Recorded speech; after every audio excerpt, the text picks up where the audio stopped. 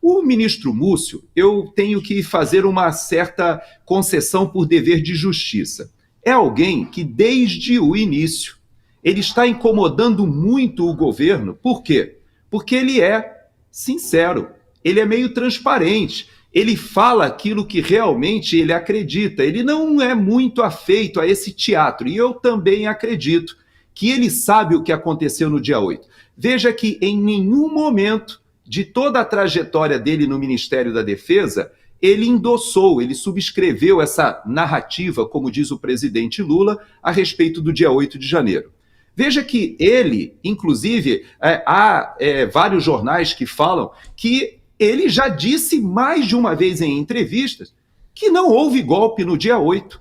Ele testemunhou dizendo que encontrou aquelas pessoas ali e não conseguia identificar, pelo contrário, ele que era o responsável pela coordenação política das Forças Armadas disse: não houve tropa, não houve mobilização militar, não existe golpe sem Força Armada. Então ele era alguém que incomodava, viu, Paulo? Mas eu vou me ater a duas imagens que eu acho muito importantes.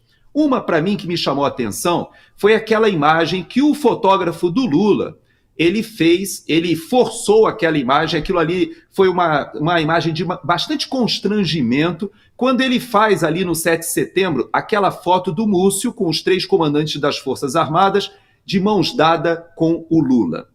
Essa imagem, ela me chamou a atenção por quê? Porque havia uma necessidade, exatamente, havia uma necessidade de demonstrar para a população, para a sociedade, que havia uma harmonia e que o Múcio teria conseguido apaziguar os ânimos. Mas, na verdade, Paulo, o que nós vimos foi uma convivência muito difícil.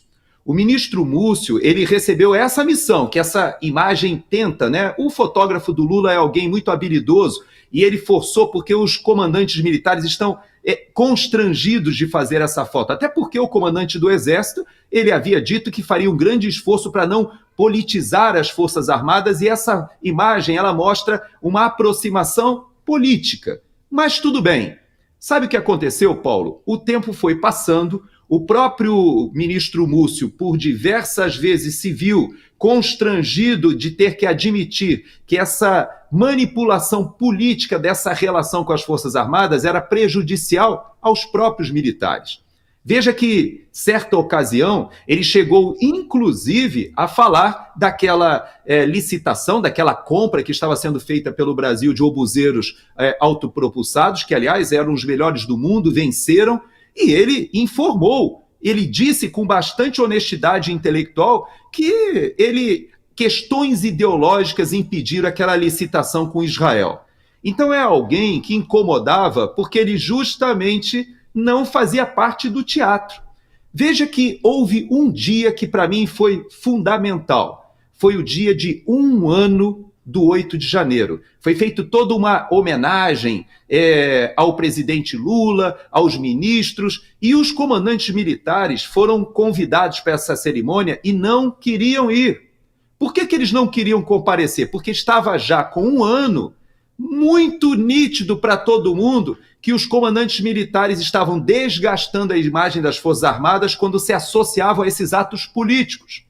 E eu achei uma atitude louvável quando os comandantes informaram que não compareceriam. E sabe o que aconteceu? O Múcio, o ministro, foi obrigado a comparecer com eles, os levou e ficou sentado, ele que era ministro que poderia estar sentado lá na frente, junto com os demais ministros, ele se sentou com os comandantes militares lá na retaguarda, numa posição de extremo constrangimento. Essa foto, para mim, ela ficou marcada na minha mente. Por quê? Porque nesse dia em que os comandantes das forças estavam ao lado do ministro Múcio, extremamente constrangidos, o próprio presidente... Não essa imagem. É outra imagem, ele sentado. Do dia 8.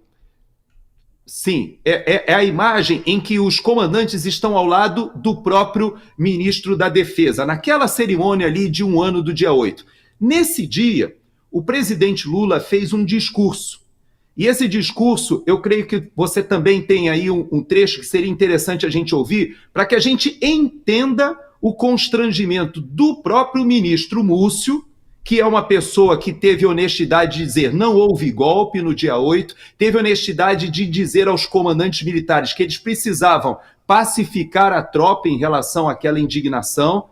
E olha só o que o presidente Lula falou nesse dia. Vamos ouvir. Adversários políticos e autoridades constituídas poderiam ser fuzilados ou enforcados em praça pública, a julgar por aquilo que o ex-presidente golpista pregou em campanha e seus seguidores tramam nas redes sociais. Todos aqueles que financiaram, planejaram e executaram a tentativa de golpe devem ser exemplarmente punidos.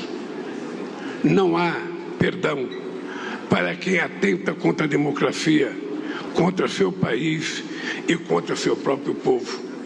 Essas palavras do presidente Lula, elas mostram que não há perdão, não há anistia, pelo contrário, há vingança, há desejo de punição e de vingança.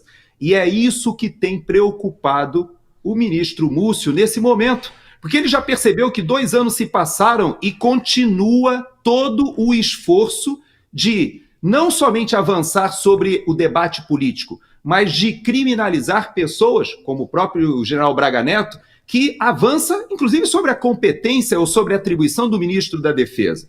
Ele admitiu que ele não sabia da prisão do general Braga Neto.